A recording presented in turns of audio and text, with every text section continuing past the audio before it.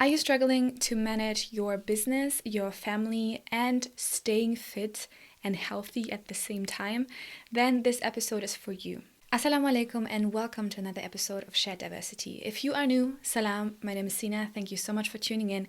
And if you have been here before, thank you so much for coming back. Today I'm talking with Zehra. She's a fitness instructor for over 15 years and she's built her business from the ground up, coaching people in her basement to building an online business and selling programs online. She talked about how to manage your business, your family, and your fitness. She also talked about how to build an authentic personal brand that really reflects who you are without losing your modesty or leaving your values behind. She's really one of the most important people to follow right now, that you're at home and you want to stay healthy and you have your family at home and you need to figure out how to do that at the same time as running your business or continuing your career. She's super authentic and practical, inspirational and fun. She shows you how to work out and how to eat healthy, but she's also really sharing the struggles with her family and what building a business can really be about. And don't forget to subscribe to this channel and share this conversation with someone who really needs to see this. And we would really love to hear what you liked about our conversation. Leave down in the comments your favorite quote or your favorite insight that you liked. Leave a timestamp so other people can see it and listen to it as well. So let's get into it. I told you. I was like, I can put him in a room if you want. He's so like, it's so funny. When we got a cat, I'm like, everyone's like, oh, cats are like, they're so easy and this and that. This cat is like, so even it was our friend whose cat had cats. And she's like, this cat was made for you guys. She's like, he's crazy. He's like, he's really crazy. He's so active and he's so he wants attention all the time. Like we'll be sitting and he'll like come and sit right on your lap or like right on your face. And you're just it's so nice to finally meet you because we were like nice to see your face and chat. Yeah, for sure. No, thanks so much for asking me. Alhamdulillah, I find this cat is so funny. I can see it in the background. I can put him in a room. Is he distracting you? No, it's really cute. I love it. It's amazing. Yeah, he's just yeah. So usually how we start the podcast. So for anyone who doesn't know you, could you introduce yourself in 30 seconds? Oh, 30 seconds. Yeah. My name is Zehra. I am a personal trainer, fitness instructor. I do online fitness programs. I have a health and fitness blog. I am a mom of three, I forgot. I live in Toronto. I've actually born and raised in Canada, in Toronto. And yeah, I love health and fitness and I love sharing how people can incorporate health and fitness into their everyday life and just live a healthy, enjoyable life. Yeah, and that's what I really love. I told you about it earlier, that everything is kind of in your living room or in your bedroom and you're doing the workouts with your kids. It's so approachable and it's kind of like you look at it and you're like, why am I not doing this? Like there's literally no excuse that I could come up with to not do this right now. So you actually are in the industry for 18 years. How did you get started? I've always been into health and fitness. Growing up, I played on a lot of like team sports and basketball, volleyball, track and field. And when it was time to go into university, I was kind of like, I don't know what I want to do. And, typical, like I'm the youngest of three. So my brother was an accountant. My sister was a pharmacist. And I was like, I don't know. I don't want to do the traditional, like those types of careers. And so it was actually my track and field coach. He's like, have you heard of this program called kinesiology? And I was like, what? And so he explained it to me. And it was like basically the study of like the body, health and fitness, nutrition, physiology, anatomy, biomechanics. And I was like, this sounds amazing. Like, this is exactly up my alley. So, after talking to my parents, they were like, what do you want to do? They're like, we've never even heard of this. They're like, okay, they knew that it was my passion and they knew that I would probably never sit at a desk or have like a job, something. They knew I would have a job where I'd be active and, I love working with people. And yeah, so I did a kinesiology degree. It was a 4-year degree. And then I became a personal trainer and I wanted to go into physiotherapy. Then I got married and followed my husband around for his schooling. But yeah, I just started training and I loved it. I absolutely loved it. I loved working with women who just wanted to, push themselves a little bit more. A lot of them were very nervous coming in and it was really nice to help them through that journey of, just like not feeling like they were at their their best self physically, and kind of seeing them go through those ups and downs. And as a trainer, you're really there. Like you see them, 3 hours a week. You're kind of like a therapist and a trainer and a friend all wrapped in one. And, like there's some women I've trained for years and years. And so it's so nice to see them work towards their fitness goals and kind of be there cheering them on and, like helping them get there. So I've always loved it. I've always, knew I would do something in health and fitness, but I didn't know which route it would take. Maybe a phys ed teacher, or maybe work with like professional teams. That's kind of something I was thinking of, as well as like an athletic therapist. But alhamdulillah, like it's landed me where I am, and I get to, just kind of share my love with so many people. And I'm really happy and lucky that I get to do that. How old were you when you actually started training people? Because I can imagine your role as a trainer has changed over time. Like in the beginning, quite young, so you were more like the peer. So I started training when I was in university. I actually started working at a women's only gym in Toronto, and I was just like front desk, and I just loved the atmosphere of the gym. And then I took like a certification, and so I think I was like 18 when I started training, 18, 19, yeah. And I started training, and again I would just like sub for a trainer, and I was like people enjoy training with me, so people would request me, and it kind of just people see you working out with someone else, or results you're getting them, and I just kind of picked up clients like that. So yeah, it's been a long time. I've been training for a Yeah. while. Who do you think has been the biggest like person that has kind of brought you into this change from bringing your passion into your business? Because I mean, I can imagine the first person was the like the how do you say a phys ed teacher? Yeah, right. That kind of made you understand that this is a possibility. But do you think you would have come to that conclusion by yourself? I think I would have done something, like I said, in the health and fitness. I thought like maybe become a chiropractor, become a Mm-hmm. physiotherapist, or like I said, an athletic therapist. So that's kind of what I thought I was going towards. Actually, the personal training was just in the meantime until we settled and I could go back to school. But alhamdulillah, I ended up enjoying it so much, and I ended up working with a company and moving up to become a manager, like a fitness manager there for the personal training team, and growing that team. So it kind of like snowballed, and from training one client I started training a handful of clients, and then I started managing a club and their personal trainer. So it kind of just grew from one step to the other. So it's just like I said, like I've always been lucky, like even in support. Like my husband's always supported me. He knows that like this is my passion, and every way it's pivoted. He's like, all right, so we're gonna like I wanted to train clients, and then I wanted to do this online thing, and then so it's always been nice to have that support from both my family and my husband. Mhm. It's been great. And the transition from the physical to the online, how has that been for you? Because when you started, I can imagine it was still in like the baby shoes. Because I feel like I'm still trying to figure it out.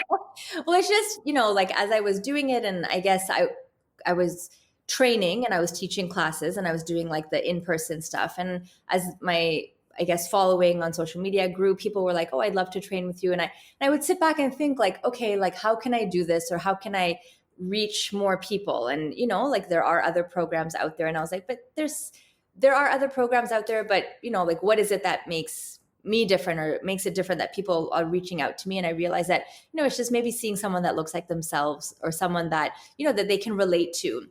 And so it was very nerve-wracking at the beginning, like filming your workouts, and like how is this going to work? Or I ended up filming like how many hours of training, and I'm like, I hope inshallah this becomes something. And and I think just I've always been very lucky to have support from my community. And so yeah, it's definitely a learning process.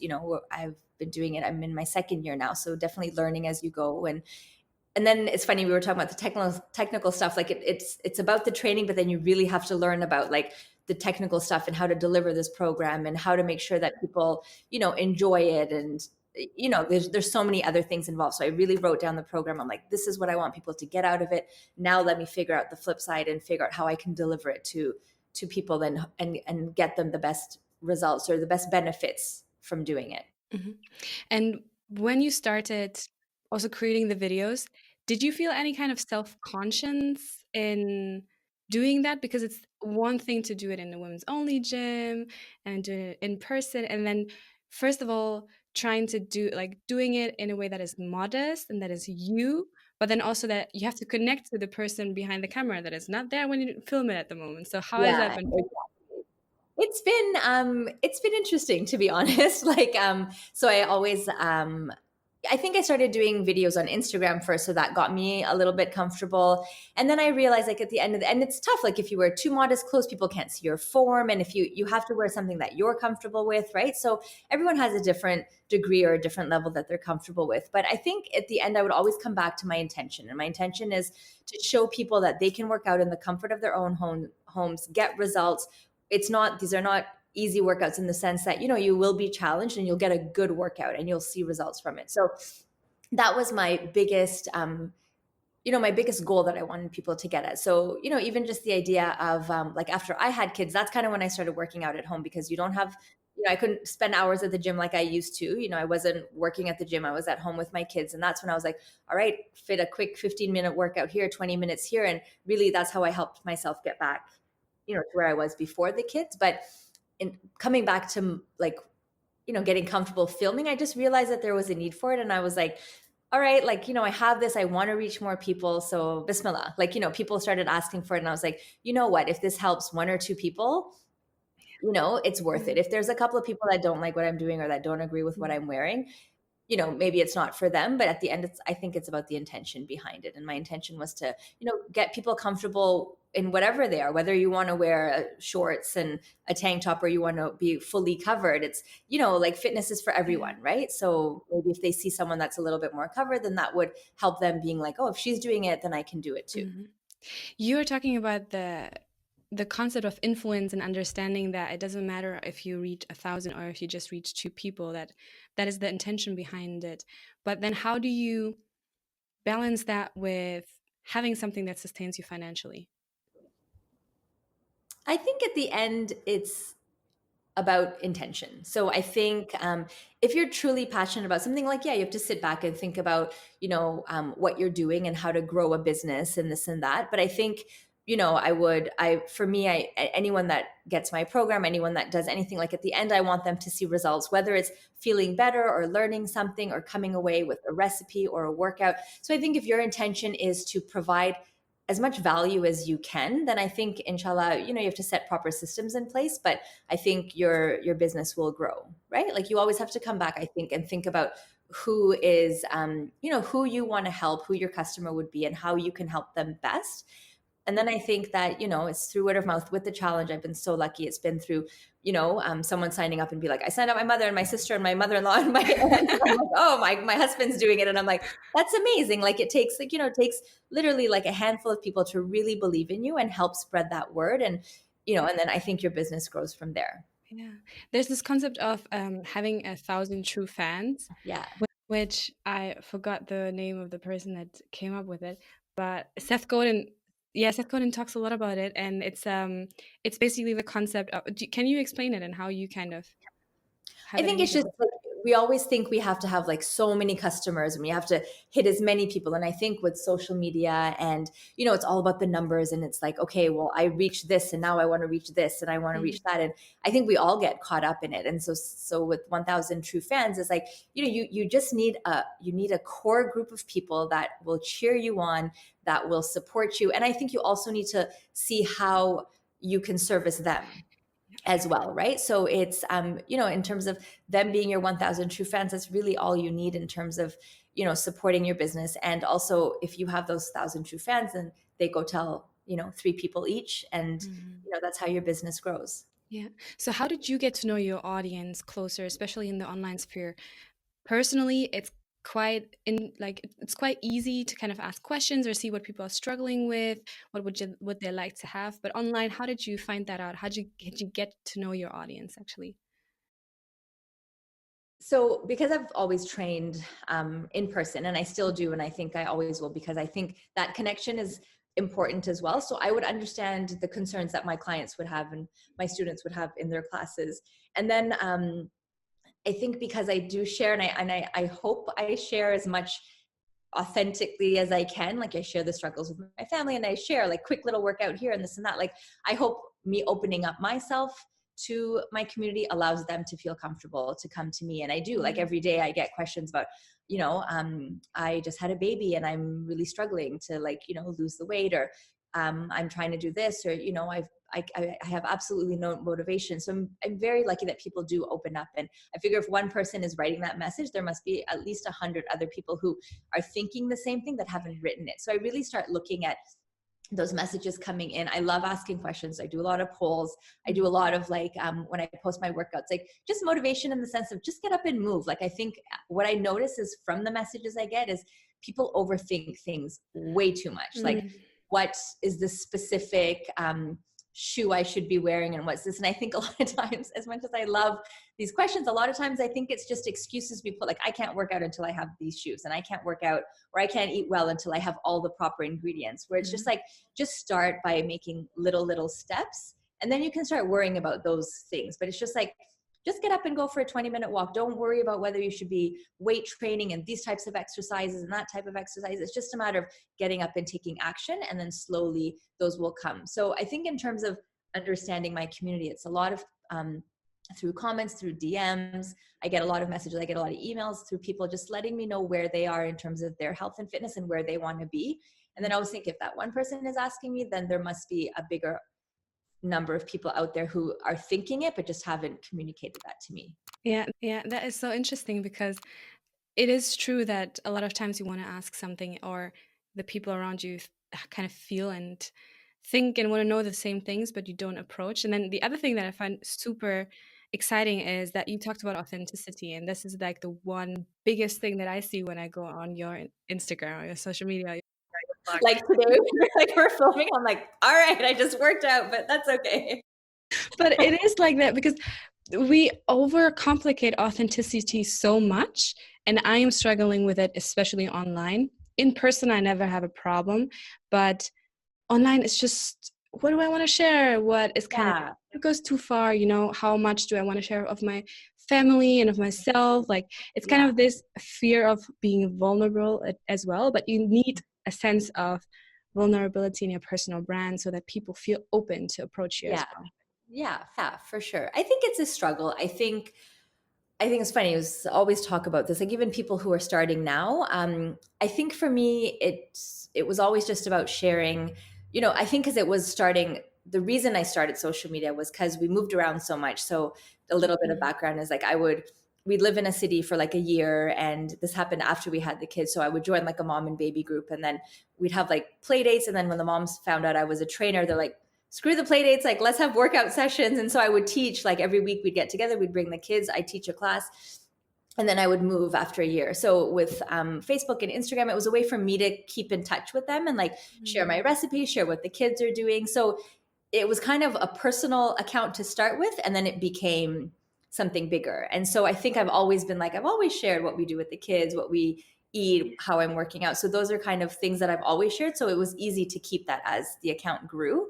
And I also realized for myself, I do find sometimes when I do see a very curated feed, and I really do like seeing it, but then I'm I don't know, to me, I feel I can't live up to that. That's too much. And so I feel I like to see more realness. And so I try to, I feel like I'm talking to a friend when I pop on my Instagram stories, because I feel I have made such connections with some of the people that, are out there of this community, that I feel I'm talking to them. And so I think if you think about too much about, what will people think and this and that, I think it's just, I'm talking to a few people, I would talk to a friend or a client, and that's kind of how I'm going about that. And you do struggle, especially now that my kids are getting older, there's certain things, I'm definitely not sharing anything. I don't share fights. I don't share this, or, you know what I mean? There's sometimes where you're just that's not something to share. Right. But I'm sure people know that that's still going on. Right. But yeah, as the kids are getting older, you want to make sure that you're respecting their space as well and what they're comfortable with. And so it's always, you always have to kind of take a step back, maybe every couple of months, and reevaluate and say, okay, where am I going with this, or how much am I sharing? So yeah, it's always a balance. And I think you have to find what works best for you. And I think the more you do it with new people who are coming into the space, again, the more you realize what you have that can help someone, the more you think that, I'm doing this to maybe help someone on the other end, or give value, or give advice, or give a tip, then I think it's easier to share it in that sense. What other values and standards do you set for your own brand? Because one I hear is authenticity, the other, which comes up a lot, is service that you're talking about. What other values and standards do you set for your brand? So I think when I'm posting, or when I always just feel like I want someone to be able to take something away from this. So whether it's a recipe, a workout, some motivation, even if it's a post with my kids, like if it's, I could have been, my plan was to wash dishes, but then the kids dragged me to the park, but I'm glad I went. And just like, yeah, like life, we don't have to be so serious about life. Like, like when your kids are young, take that time and spend time with them and stuff, like just little things that I'm learning as well that I can share. So I think, yeah, definitely being authentic, being, adding value, and just, hoping that people get something out of what you're putting out there. Those for me, I always think. So even like when I'm posting, I always think, is this like, is this something that someone can take away? So I obviously food, I feel like if it's a recipe or a food idea, something quick that they can make, is it an exercise that they can try? Is it a quote that I really enjoyed? Is it some motivation that maybe I shared with a client earlier that might resonate with someone else? So those are the types of themes I like to think of when I'm sharing. And I want to get a little bit more technical. So you talked about, blogs that you do and like courses, and you do a lot of courses also for Ramadan and all these things. It's so beautiful and so on point. And you look at it and you're just like, what? How does she read my mind? Oh, that's nice to hear. So how is the process from the start of there is an idea or there isn't a demand to then the end product of having a course? Yeah. So there's so many ideas, right? We all have ideas floating. So like I said, my passion is to, like the training and the recipes. And then when you ask me about technical, so for the longest time, I was like, I want to do this program. I just had no idea of how to deliver it. Or I have like a 7-day free 7-day challenge. I have the Ramadan guide, like you mentioned. And a lot of times it was just finding the right person that can help you execute it. So that's when I realized that it doesn't make sense for me I can have all the information, I can write it down. I don't know how to make it look pretty. I can take the pictures, but I don't know how to format it. I don't know. I would much rather spend time training and, like developing recipes and workout programs. And then if I can outsource that, or I can get someone who knows my aesthetic, someone who I can trust. So it took a while. But I found someone who was able to just like take my ideas and make them into pretty PDFs, and take my pictures and kind of, bring my vision to life. So I think it's about, sometimes if you can't do it, or sometimes realizing that what's going to take you like 3 days might take someone 2 or 3 hours. And so just realizing that sometimes it's good to outsource, to ask for help, to ask, a friend who might be able to do it, or things like that. I really realized that I had to ask for help. So even with my program, like I wrote it out, my husband edited it, like, like, and things like that. Like you do need, it's hard to do it all at once, or even just figuring out how to get it emailed to people and things like that, right? Like there's so many steps to that, right? You're like, okay, so I have this PDF, but how do I get it to people? And how do I, so in terms of marketing and, getting it to their inbox and things like that. So it definitely took a lot of steps, but I think for so long, I thought about it and it was like so overwhelming that I didn't even know where to start. But once I started breaking down, okay, so the first thing I need to do is write it down. The second thing I need to do is get someone to make it look pretty. The third thing I need to do. So just breaking it down into those little steps, I found made it a lot easier. And it does take time, right? But it's worth it in the end. How do you get people on the team? Is it like per project? Do you find people online? Like you say, you have people in your network. Do you pay them in commission or in percentage of the sales, or is it more like an hourly rate? How does it work? More like project based. So yeah, like, okay, this is what I want to do. This is, how many pages I have, or this is what I'm planning to do. So it's more project based. So then like, okay, you want to, we have to make a new website for your challenge. So this is what we need to do, or we need to. So, and it was just about asking around. Like I find that a lot of times you have to start surrounding yourself with the type of people that are doing the things you want to do. Like so, like a lot of my friends don't do what I do, right? So I had to go out and I had to, it was nice to make friends with other influencers, but then I was like, oh, these women are into business as well. Like, let me ask them what their resources are. And so it's just about asking, and people are actually really good at sharing their resources. I think I've found, like, you're just like, I don't know, I'm stuck on this. Oh, try this and this and this, right? So it's just a matter of being open enough to, share what your problems are and what your challenges are. And a lot of times people are more than happy to come with resources. What I felt for a long time was everyone has their stuff together and I don't. Like, a lot of times you look at people and you're like, how are they doing this? How are they doing that? And then when you peel back the layers and you actually sit and talk with them, you're like, oh, okay, everyone's just trying to figure it out as they go along, right? So then you kind of like, you're like, okay, fine. And you do end up figuring out it. I haven't, but a lot of people will sometimes go online and like, like post jobs or tasks that they need. I haven't yet, but yeah, I found people. One person was just through a friend recommendation, and then someone actually on my social media, she reached out to me and was like, "Hey, this is what I do. If you ever need help," and I was like, "Oh, okay, like that's great, right?" So yeah, and even like I haven't done it, but sometimes I'll see people do like a call out on their social media, being like, "This is what I'm looking for," and if someone is already in your community, understands what you're passionate about, and understands where you want to go, sometimes it might be a good fit. Yeah, that's what I found as well, that if you go outside and you just do your thing, sometimes people approach you. You shouldn't Yeah, wait, you shouldn't be like, okay, I want to do something now. Let me wait for someone to show up. Like, send me a message. But it yeah, does help to speak about what you want to achieve and to just, put your brand out there and talk about it, because then people naturally will come and join you and want to be part of you. And that's what I found much more powerful than only going out on Indeed or LinkedIn and posting a job and then having like 800 applications coming yeah, back, and you're just yeah. like, no 'Cause one you here don't know. understands yeah, they just there's just this personal experience that goes into having a market of Muslim women that Yeah, a lot of people don't understand, and they just don't understand the yeah. demand. Oh, for sure. Yeah. Mini break, please don't forget to subscribe. Hit the subscribe button to get the newest and freshest content. So I wanted to ask how you actually manage your business and your family. The huge question. I don't know. Well, as you can see, I'm sitting in a messy living room, This but is not messy. Sorry, but let's be authentic. This is really not messy. Like I said, it looks like an art gallery. but it's tough.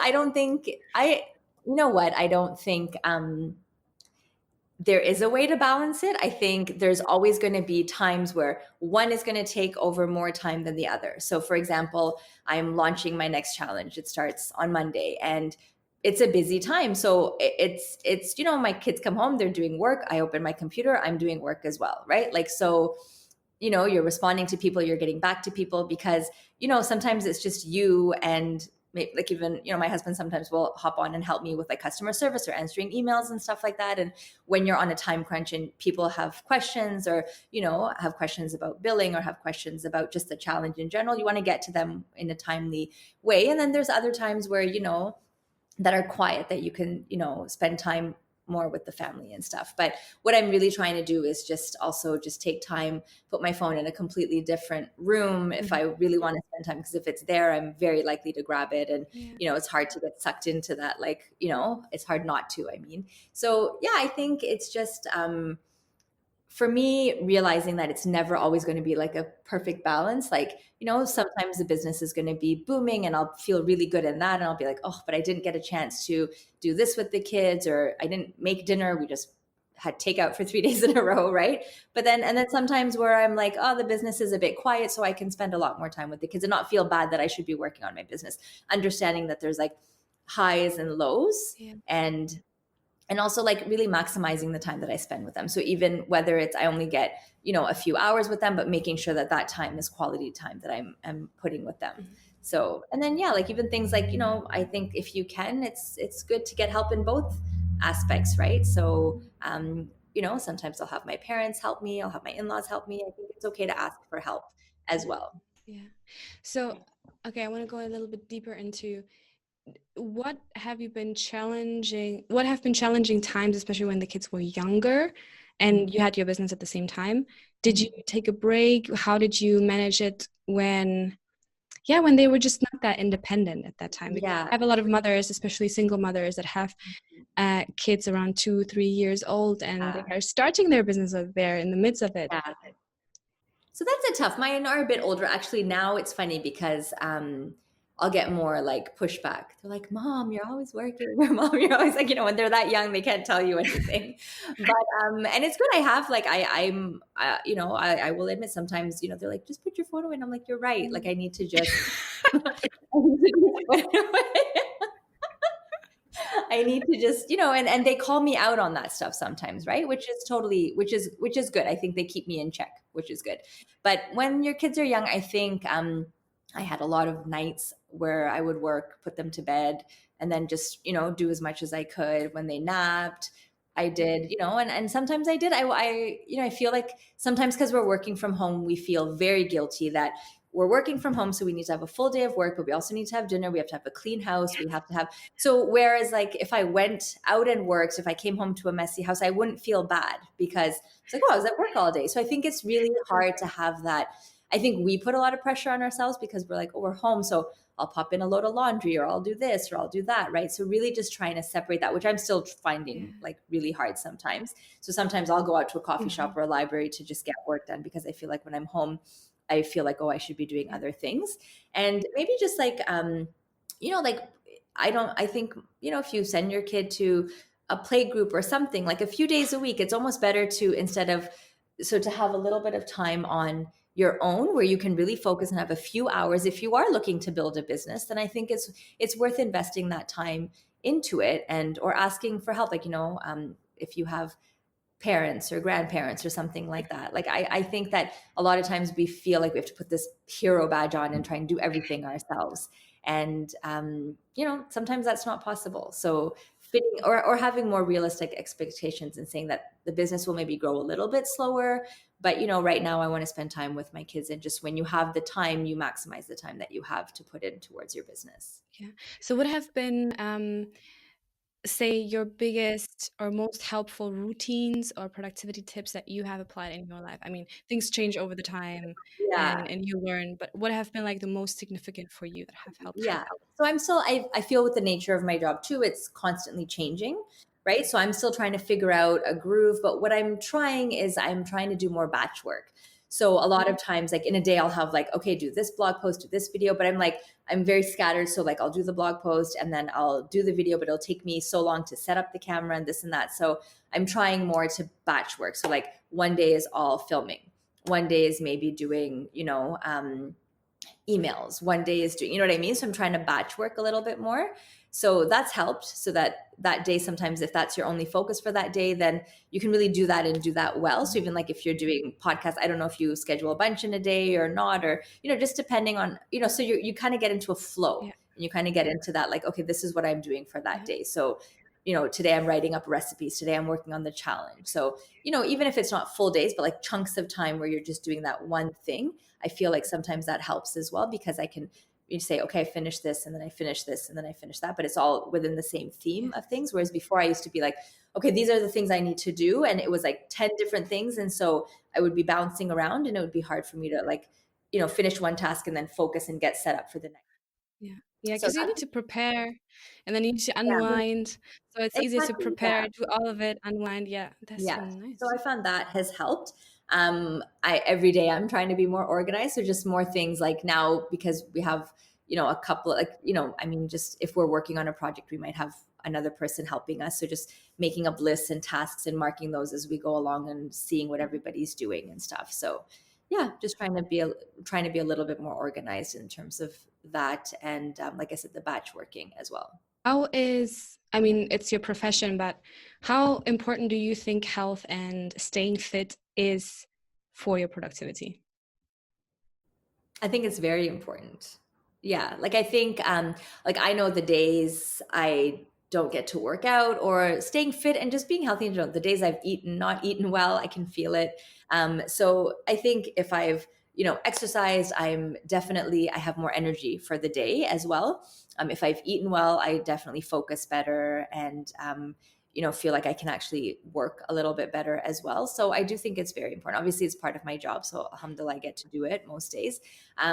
But I think it's just to have a routine, just like you would schedule in, like, your blocks for meetings or, call time or doing certain things. It's really important to schedule in that fitness, because sometimes we push it aside and then at the end of the day, we're too tired, or we don't even, we're like, forget it, I'm not even going to do it.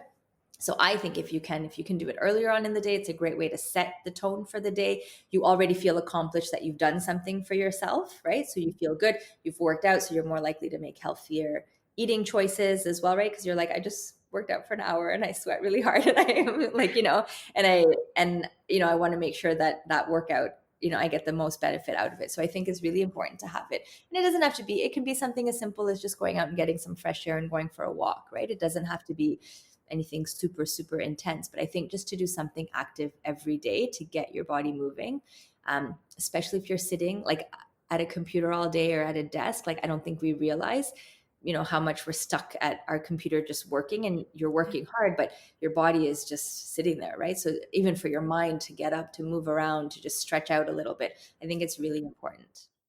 What would you say is like the minimum that someone can do that would be helpful to stay active and healthy throughout the day? Like, I would say, like, even if you did, I would say 30 minutes a day if you can, but you can break that up into like bursts of 10 minutes. Like, there's no reason why you can't do that. If 30 minutes is too overwhelming, like, 3 times in the day, just like, get up, walk, stretch around, do jumping jacks, do squats. Like it can be anything, right? Like if you're just starting, if you find 30 minutes too overwhelming, then like, 10 minutes here, 10 minutes in the middle of the day, 10 minutes maybe before you wind down and go to bed.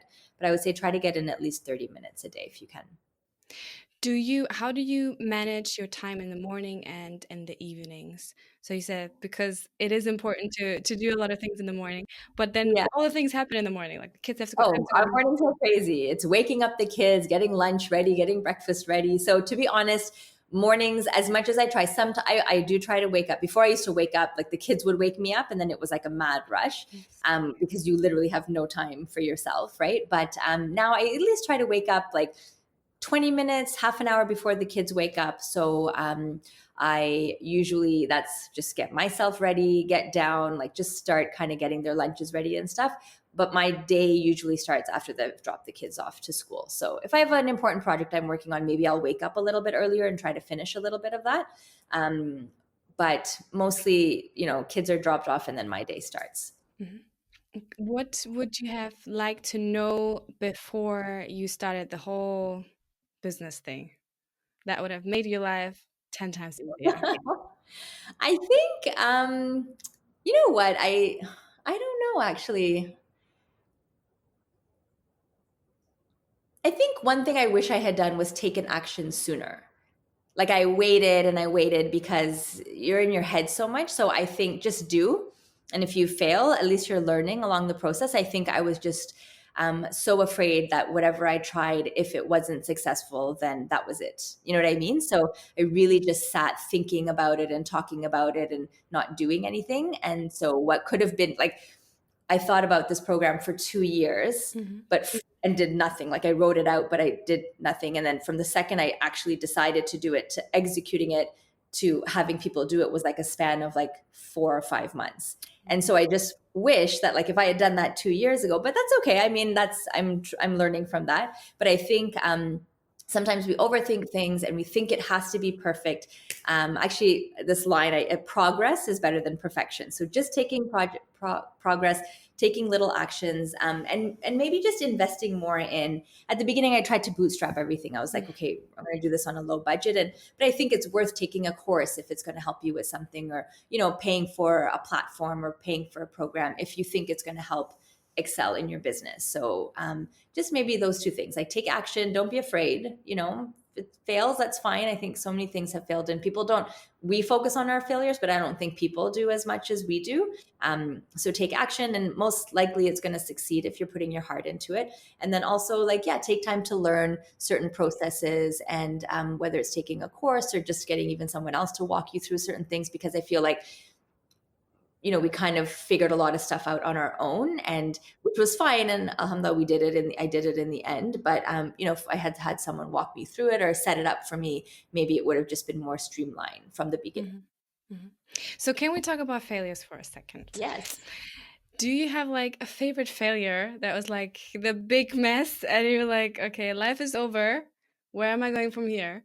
And you learned so much out of it. Can you tell us about this? Because a lot of times we think we are the only ones failing and everyone around us just like having things ordered.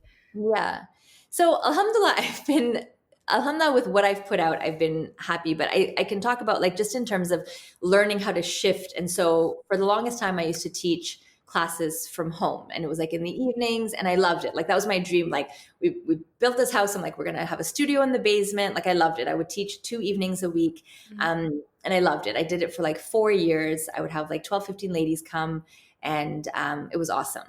But what happened was that my business was changing and my family was changing. And at some point, the kids were like, we miss, like, even though you're home, we don't get to say goodbye to you because I'm going downstairs. And, it's a little bit disruptive because there's like, it's loud, right? When you're teaching a class, and the classes were like from 8:30 to 9:30 at night. So, my husband's trying to put the kids to bed upstairs. There's music downstairs. We're all jumping, and, Yeah. and then the class is done. Everyone's on a high, everyone leaves. It's still kind of loud. And so, for the longest time, I just dragged them on because I didn't want to stop them. I loved doing them so much. And I thought, if I stop this, then, this is something I love so much, and what's going to happen. But, sitting down with my family, we had like a whole meeting. The kids were like, Mama, they're like, it's too loud. We can't sleep. And that's when I was like, okay, like I have to take this step back, right? And then I felt like I was kind of failing because these women were counting on me, and they were like, what are we going to do? Or even just one evening a week, or can we find another space? And I just had to be like, right now for my business and my family, this is actually not working, because I would finish teaching the class and then I'd go upstairs and then I'd sit down and do more work and work on my online stuff. And so I think I was stretching myself too thin, and that's where I was just exhausted by the end of the week, because I was teaching 6-7 classes a week of physically like working out. And so just realizing that I couldn't do it all, and I had to pick and choose where I had to spend my energy. And even though I loved teaching those classes, I just realized that for my family and for my business at that moment in time, it wasn't the best. And again, it took me a long time to realize that. And I felt like I was failing these women, but they were the first ones to support me when I did my challenge online. And you know what I mean? So like, I was kind of like, oh, they're going to hate me. And they're going to be like, like for 4 years there has been teaching. What are we going to do? And so just realizing that like, it's okay to shift your business and your focus and do what works best for you. And people will understand that. So it's kind of a roundabout way of saying it. But I think feeling like I'm failing other people, but realizing that I have to do what works best for me. That could also apply in, changing your career and then making yourself understand that this is the best for you if you feel it is, and not trying to, just finish it for the sake of finishing it, or just going after it for the sake of going after it, but understanding kind of where do you belong right now in your situation where you are. So, 2 more questions. One is, you have a daughter. How old is she now? She's 8.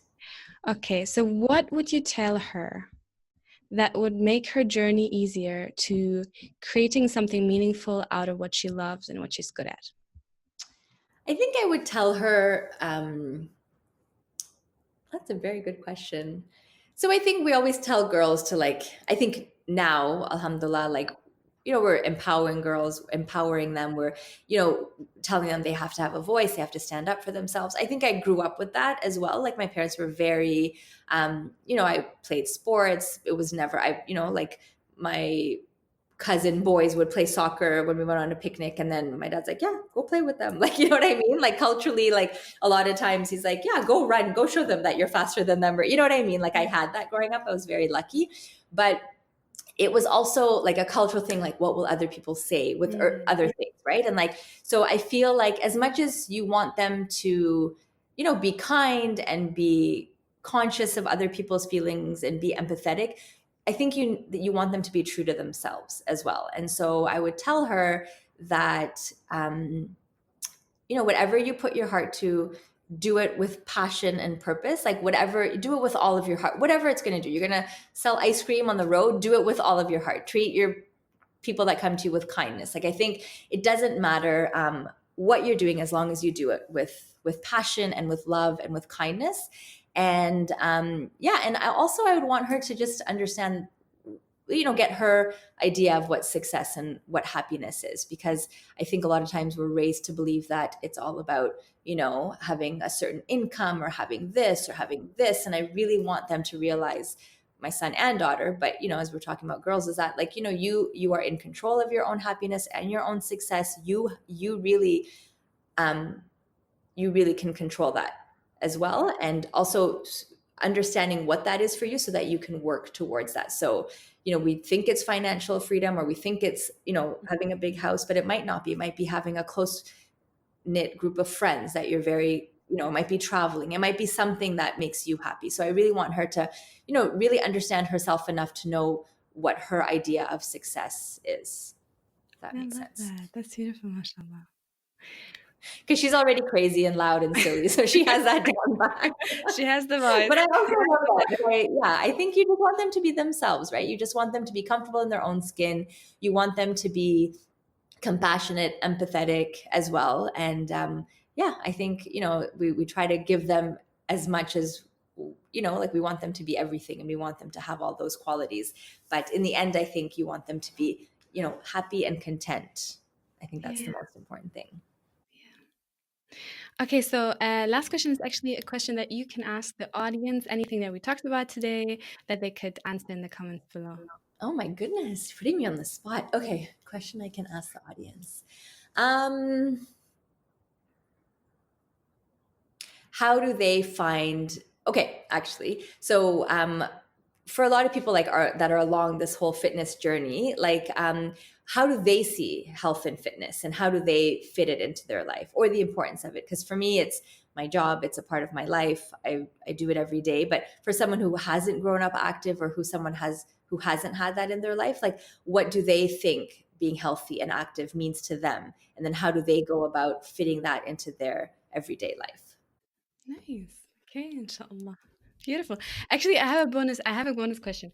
How much do you feel mental and physical health bring? I think it's important. So, I think so physical health is very important, but I think sometimes we focus on that because that's what you can see, right? Like, oh, I'm eating well, or I'm doing this, but a lot of times are you taking time for yourself? And you might be mentally exhausted, and maybe you might not need a workout, but you might just need to, you might need to just write it all out and do like a brain dump, or you might just need to go on a walk, or, so just finding. So for me, working out is also a mental break for me too, right? Like I am, not answering emails. I'm not doing this. I'm literally just focusing on my workout, or when I go on a run or on a walk. For me, that's my way of getting a physical workout, but also mentally just take a break from other things as well. But I do think mental health is so important. It's so important to make sure that you're taking care of yourself as well. And if it's just talking out whatever issues you have, whether it's reaching out to people, realizing that you're not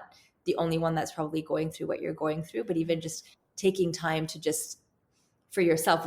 I don't think a lot of times we take that time. We're always on a device. We always need to be stimulated. We always need to have some sort of input coming in. So it's really important to just take that time. Things like salah and stuff, I think, are so important, because that really helps you just take, even if it's 5-10 minutes for yourself. And I love that right now, the conversation, I love that you bring that up, that the conversation, it took me a while, because growing up, we were always like, just suck it up, tough. It's going to be fine. It's going to be, don't talk about, not your feelings so much, but like, you can't talk about if something's upsetting you, or you can't, it's just like, it's fine, suck it up. It's going to be fine. And so I think it's really important to open that discussion and have people comfortable and feel comfortable enough to talk about those issues in a safe place. Yeah, it is. So I actually just started meditating. And before that, I thought, yeah, I'm just gonna pray. It's the same thing. And then when I found out that meditation is actually about not thinking at all, I was like, that's not what prayers is about. I mean, it gives me much more peace, but meditation is also a way of controlling that you sometimes don't think and that you Yeah, sometimes don't hustle or ask for what you want, because a lot of times when I make dua, I'm feeling I'm actually just asking for what I want, for what I 100%. Yeah, want, that's true. You're you know. right. Yeah. And sometimes it's just nice to not think about what I want to achieve and what I want to be like Like, that. no, and even with So I haven't. I mean, I've done meditation here and there. I haven't been as consistent as I'd like to be, but I think it is. It's just kind of like listening to your thoughts. A lot of times we don't stay still enough to listen to our thoughts, and yeah, like sometimes it's like listening to your fears and being like, okay, like is this, just kind of digging deeper into yourself and realizing like just quietly listening and being like, okay, are these are my fears, but is that how I'm reacting to certain things, or these are my, I don't know, like it's just a way of just slowing it down and really just like digging deeper into your own thoughts. And sometimes you get clarity just from that. Like you don't have to have a conversation with someone. Sometimes you just kind of sit and think about what's going on and processing what's going on in your head. And then sometimes just that time to think helps give you answers and clarity as well. yeah, because all the time we are thinking all the pressure is coming from the outside and people are judging, and especially how we look like in today's world and in politics and stuff like that. But a lot of the things that are keeping and holding us back are actually coming from within, I feel, from the perception, from how we step into a room, from the expectation that we set For sure. Yeah. to our surroundings. It all comes from inside, I feel. Yeah. Yeah, it's a little And it's a high. never Yeah. ending process, right? We always have It to work is. on ourselves. It's like fitness. It just you just Yeah. got to fit it in, and you got to figure out a way. It's a journey, right? So we're all at different stages of that journey, and hopefully like each little bit we move towards getting better at it.